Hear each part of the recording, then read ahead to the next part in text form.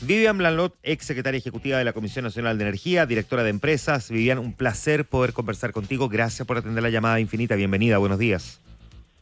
Buenos días, Juan Manuel. Un gusto hablar contigo después de mucho tiempo. Sí, por fin podemos volver a conversar, Vivian. Gracias por estar en nuestra sintonía aquí con nosotros y con Connie, porque tenemos un montón de Hola, dudas. Vivian, buen día.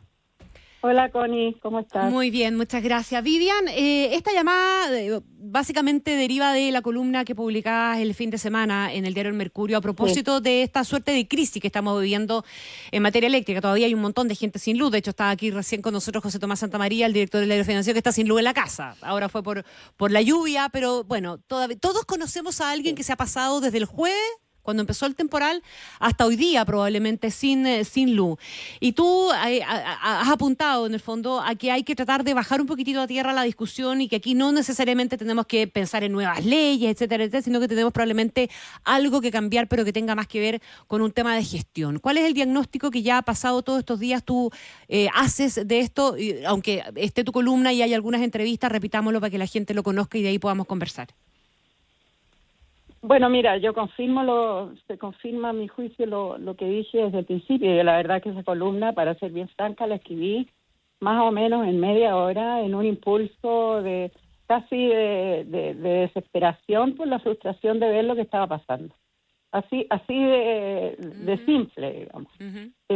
Hay muchos temas que se pueden tocar y obviamente que yo lo que estoy viendo es que se está levantando una discusión que va justamente en la dirección en la cual que a mí me prenden todas las alarmas, porque he estado viendo, por ejemplo, de distintas personas que aparecen diciendo qué es lo que hay que hacer, y varias de ellas proponiendo proyectos de ley. En el Congreso están proponiendo algunas iniciativas.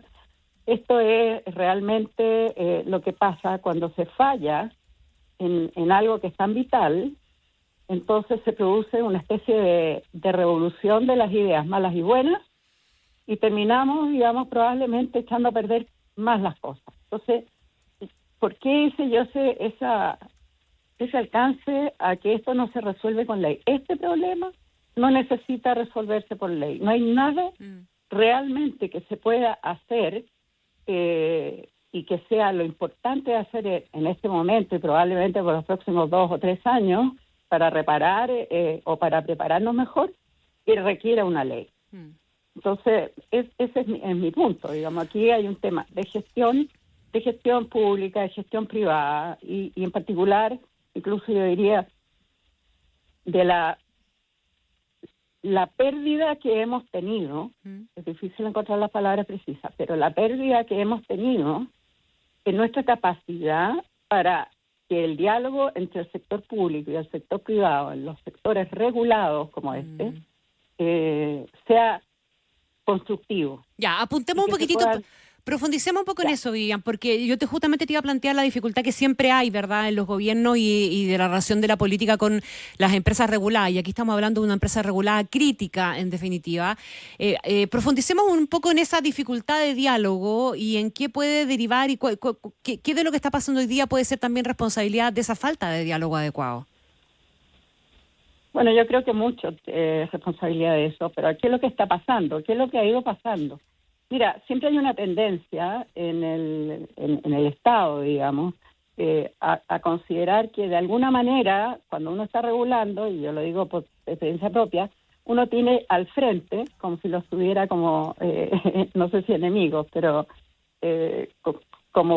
no como compañeros de ruta, sino que como alguien a quien hay que enfrentar a la empresa privada. Entonces, lo que se va produciendo ahí es que se habla solo cuando hay algo que discutir, porque algo malo está pasando o porque se detecta un problema.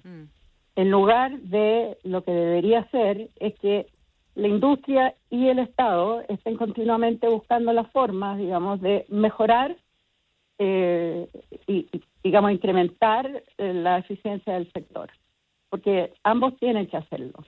Entonces, se ha perdido esa capacidad de diálogo.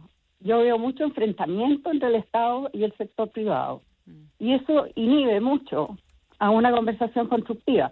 entre otras cosas por una razón muy política, porque desde hace algún tiempo se considera que prácticamente conversar con las empresas es signo de una posible corrupción para los funcionarios del Estado. Claro. Entonces, las vías se han vuelto extremadamente formales, difíciles, y eso hace que el Estado esté dejando de entender bien cuál es el problema, más en lo profundo, digamos, del problema sectorial, y por otro lado que las empresas estén siempre alertas a que no le pongan más regulaciones. Entonces la colaboración se va perdiendo, y yo creo que eso pasa en muchas cosas, pero en los sectores regulados, sobre todo en monopolios naturales, esto realmente es muy peligroso. Es peligroso porque puede tener efectos como los que estamos viendo ahora, ¿verdad? Y que la discusión derive para lados que terminen haciendo la cuestión interminable y las soluciones no lleguen. Vamos, Vivian Blanlot, si te parece, a esos temas de gestión y dónde poner la lupa finalmente para ver dónde están las fallas y qué es lo que se puede arreglar sobre la marcha, eventualmente con la regulación que ya tenemos hoy día y sin pensar en tener que cambiarlo todo. En una situación que también está bien, es excepcional, pero eventualmente se puede volver una norma que tengamos este tipo de excepciones, ¿o no?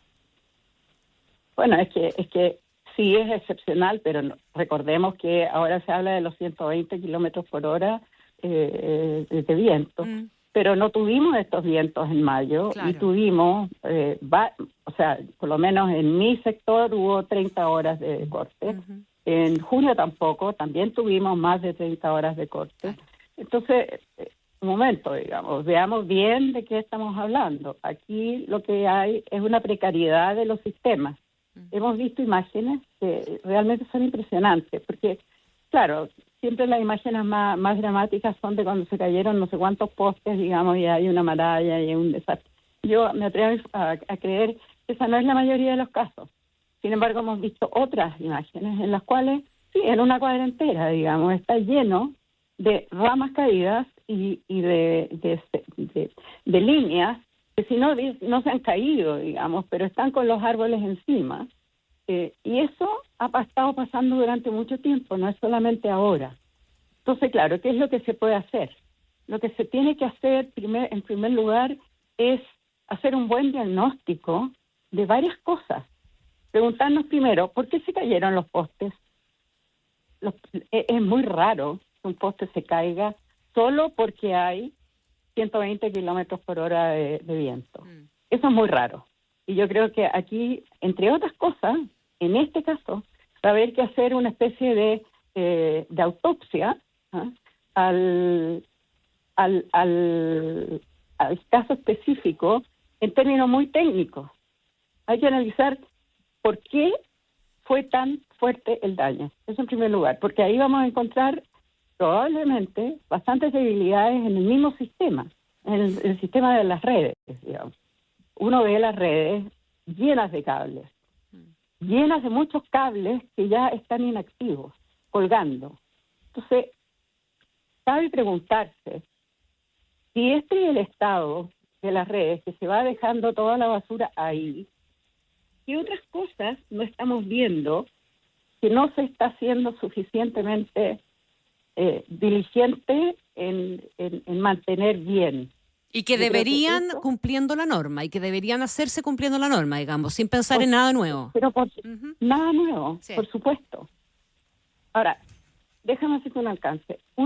Esta precariedad o grado de aparente descuido, yo no puedo afirmar 100% que esto es un descuido, pero aparente descuido no se nota mucho en las áreas, digamos, más desarrolladas de la ciudad. Pero sí se nota mucho en la periferia. Entonces hay que mirar eso. ¿Cómo se están construyendo esas líneas? Es una ciudad que se ha ido, digamos, expandiendo mucho. Y en esa expansión, yo creo que hay que hacer un buen análisis de cuáles han sido los criterios de construcción y cuáles han sido los criterios de mantenimiento en los últimos 10, 15 años, porque se ha expandido mucho la ciudad. Vivian, si es posible profundizar un poquitito en este punto que me parece que es bien interesante lo que estás describiendo cuando estamos hablando de esta expansión y cómo se están construyendo esas líneas en la periferia. ¿A qué apunta exactamente? Mira, yo no soy ingeniero, así que yo soy como digo yo, una economista, digamos, con una especie de postulando a algún grado de ingeniería. Uno observa las líneas. Primero, nadie se preocupa de que no haya tanta vegetación al lado eso es un dato. Pegadas a las líneas y además con árboles grandes que están a punto de caerse arriba de las líneas. Eso es una cosa. La segunda es que si se observa, hay líneas bien largas, ¿no? En las cuales, digamos, no hay, por ejemplo, ninguna bajada, y además que los cables uno puede observar en verano, digamos, cómo están combados, digamos, muchas veces por el calor, ¿no? Y esto estoy hablando ¿cómo explicarte? De barrios en que tú tienes una línea de lo que se llama alta tensión de distribución, que es 23 kV, y esa alimenta muchos barrios. Algunos de los barrios, condominios, etcétera, toman la energía, pero ahí tienen cables soterrados en su interior. Entonces, el problema que lo tenemos en ese nivel, en el nivel de alta tensión de distribución, y en los barrios en que no está soterrado, tenemos también líneas cuyo cumplimiento con la norma, digamos, es bastante dudoso. Líneas en los barrios no condominios, digamos, no de alto ingreso, ¿eh? Sino que barrios comunes y corrientes de la ciudad. Entonces, esas líneas a 12 kilovolts y las líneas a 23 son las que hay que prestarles atención, porque las líneas de 23 son las que distribuyen en áreas muy, muy grandes. Yo creo que el problema que tenemos es que tenemos pocas líneas de alta tensión, 23, y hemos ido extendiendo mucho con líneas de media o baja tensión que se llama que es 12 kV. Es un tema súper técnico, pero que yo creo que necesita una auditoría forense. Sí, claro. Tú has apuntado mucho también, Vivian, al tema de la información y que es una cuestión donde hay tecnología y que es relativamente barata, súper disponible y que es una deficiencia básica y que podría estar incumpliendo incluso la norma. Y claro, todo el mundo dice, empezamos con los medidores inteligentes, de vuelta, etcétera. No necesariamente estamos hablando de eso. ¿Cuáles son los sistemas de información que debieran funcionar bien aquí? Mira, los sistemas de información en el sector eléctrico, el desarrollo de sistemas de información relativamente nuevos ha sido muy acelerado en los últimos 15 años. O sea, piensen ustedes que cada una de las centrales generadoras de este país está interconectada con otras y se operan todo remotamente, sin necesidad que haya nadie que levante o baje un switch.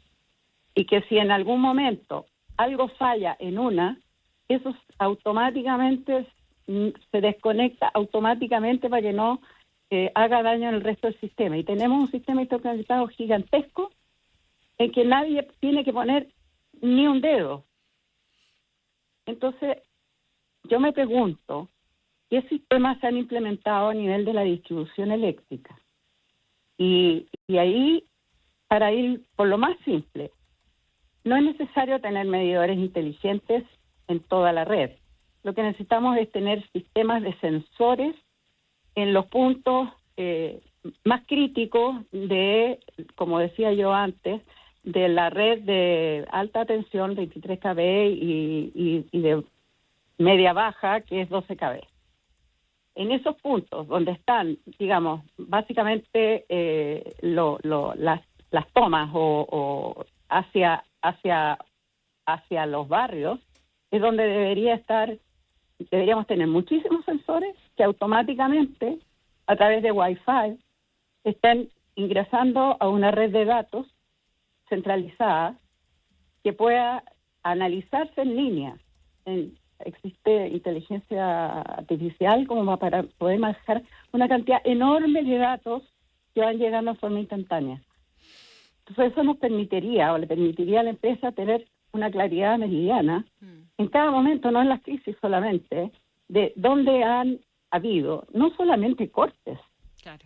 sino que oscilaciones bruscas de tensión, cualquier otro tipo de evento. Ahora, ¿por qué se confunde con los medidores inteligentes? Los medidores inteligentes son algo parecido, pero que tiene además otras habilidades, digamos, y que se pone en el medidor interior de las casas. Obviamente que poner medidores inteligentes en toda la ciudad implica un costo enorme, y la discusión que hubo fue porque se pretendía que los consumidores pagaran el medidor. Claro, ese fue un gran debate, y de hecho ayer los alcaldes planteaban también el por qué no estaban instalados los medidores inteligentes, y pocos recuerdan que hubo un debate respecto de quién tenía que pagar y quién tenía que pagar la instalación del medidor inteligente también. Mira, yo no tengo la menor duda de que esto no se soluciona cobrándole a los consumidores el medidor. Yo creo que en la medida que los medidores están llegando a su vida útil, los medidores deberían ser retirados y inmediatamente cambiados por medidores inteligentes, y eso debiera ser la norma. Entonces, eso en primer lugar. O sea, hoy día ni siquiera está en la oferta de Enel hacer eso, ¿ah? Si tú cambias un medidor, no te ofrecen. Es que te lo digo porque yo tuve que hacer cambios de varios medidores en un condominio y ni siquiera me ofrecieron un medidor inteligente. Bueno, mira, a mí, a raíz de los cortes, yo mencioné en algún momento ante personas que tienen un cierto nivel de decisión, que estoy, instalando obviamente un generador auxiliar, pero que en el verano van a ser paneles solares con medidor inteligente. ¿Por qué? Porque el resto de energía la voy a entregar a la red. Y ahí, por supuesto, me ofrecieron, porque lo tienen la posibilidad de instalar medidores inteligentes y te ofrecen instalarte los paneles solares y hacerte todo, digamos. Entonces, como un servicio, por supuesto, remunerado. Sí, no un servicio. Lógico. Ya. Ahora, por lo tanto, sí lo tienen, pero obviamente no lo ofrecen a los consumidores o al que no están pensando hacer instalaciones o inversiones adicionales. Ahora, el medidor inteligente perfectamente se puede ir cambiando de a poco en la medida que los otros expiran la vida útil, y se puede ir desde los consumos más altos a los consumos más bajos, y eso no. Pero sí, en mi opinión, eso tiene que estar dentro del paquete tarifario y tiene que ser pagado, por supuesto, en última instancia por los consumidores. Pero el gasto de la inversión inmediata no lo deben hacer los consumidores, lo tiene que hacer evidentemente la empresa. Ahora, Vivian, la lógica que siempre ha imperado, y es como casi desde la mirada prejuiciosa, ¿verdad? Es que está bien, pero uno siempre termina pagándolo. Vamos un poquitito a una discusión que es más técnica, pero que aquí resulta súper relevante y que tiene que ver con la calidad de empresa regulada, monopólica, y el establecimiento de la empresa modelo y de cómo se diseña finalmente esa empresa modelo. ¿Puede que ahí también tengamos algo que mirar? Bueno, que efectivamente, mira, lo que estaba diciendo antes, en la empresa modelo se consideran, por ejemplo, los medidores comunes y corrientes. En la empresa, y se considera, digamos, un cierto costo, digamos, que se supone que es el costo competitivo de comprar esos medidores. Entonces, claro, en la empresa modelo hay una infinidad. Mira, meterse a ver el estudio que se hace para la empresa modelo, tú tienes que tener una paciencia infinita porque son estudios sumamente complejos, con muchísimo dato. Pero uno puede ver ahí exactamente, digamos, cuál es el estándar técnico de cada una de los elementos de la red. Los medidores, la calidad de las líneas de baja tensión, de alta tensión, el número de transformadores, absolutamente todo. Entonces, sobre esa base se dice, bueno, el costo de la empresa modelo es tanto. Y de ahí llegamos a la tarifa. Claro, pero lo que se tiene que integrar ahí es una revisión exhaustiva de cuál es el tipo de sistema que se necesita para los tiempos que corren hoy día. Cuáles son los niveles de riesgo que esa empresa debe enfrentar dado el cambio climático. Y por lo tanto los cambios, digamos, en el clima. Sabemos hace rato que vamos a tener menos agua, pero la vamos a tener en forma más brusca y concentrada que vamos a tener situaciones, sí, va a aumentar la temperatura en general, pero lo que vamos a tener son episodios de muchísimo calor y otros episodios de muchísimo frío, y cuando las temperaturas cambian tanto, se producen vientos muy fuertes. Entonces, todo eso, uno tiene que integrarlo como una reflexión previa al diseño de la empresa modelo. Claro, y como si viviera en el planeta Tierra, digamos. Exactamente, exactamente. Una última cosa, Vivian, porque al margen de esta discusión sobre qué deberíamos estar mirando más allá de instalar una vez más si hay que cambiar la regulación.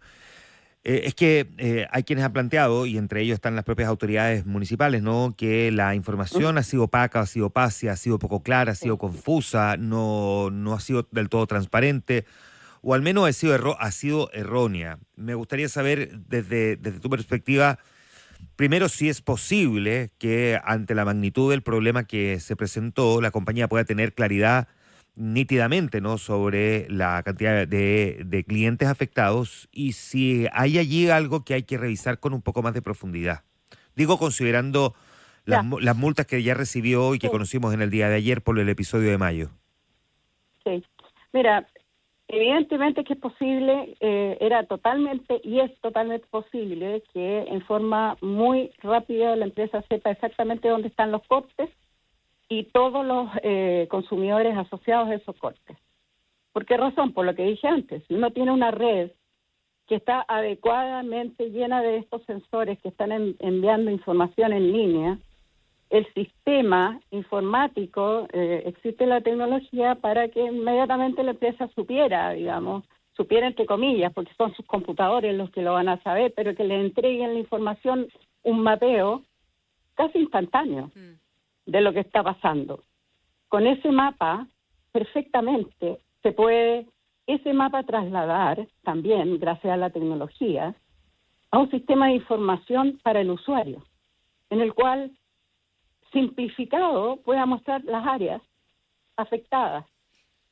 Entonces, es tanto lo que se puede hacer con la tecnología que existe hoy día, y yo me pregunto por qué no estamos avanzando. Yo creo que, de nuevo, hay un tema de no haberse invertido quizás en sistemas más sofisticados.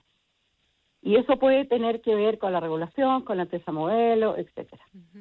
Pero también no nos olvidemos que hay una responsabilidad de las empresas y hoy en día las empresas en general, diría yo, y sobre todo las que están en ambientes competitivos, están continuamente preocupadas de su reputación en términos de la relacionamiento con sus consumidores, relacionamiento y clientes, relacionamiento con las comunidades, relacionamiento con el entorno, medio ambiente, etcétera.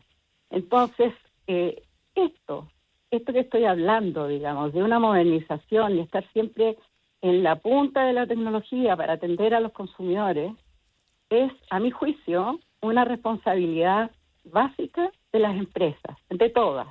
Perfecto. Y aquí yo no estoy hablando ni criticando en él, hay que ser bien claros, porque esta no es la única distribuidora que ha tenido problemas. Yo creo que es el sector de distribución en general el que está con problemas. Entonces, esto es algo que es deber de la empresa. No puede esperar a que el regulador le diga, mira, tú tienes que hacer esto. Y si el regulador le dice, no, todas esas inversiones no te las acepto porque van a encarecer el servicio, etcétera, etcétera, bueno, la empresa va a tener que presionar hasta que lo logre. Vivian Lalnot, para mí es así de simple. Queremos agradecerte, Vivian, estos minutos de conversación aquí esta mañana en Infinita, porque nos ayuda a clarificar un poquitito más, o al menos a iluminar, yo sé que suena una ironía, ¿no?, pero parte de esta discusión que ha estado, si se quiere, un poco contaminada, ¿no?, por la rabia, por la furia y también, ojo, por la reacción de algunos alcaldes que van a la reelección y que es, por supuesto, que en esta situación, digamos, tiene ese componente político también. Así que una mirada técnica siempre es muy útil. Muchas gracias, Vivian, por estar esta mañana con nosotros. Gracias con ustedes. Chao, buen día.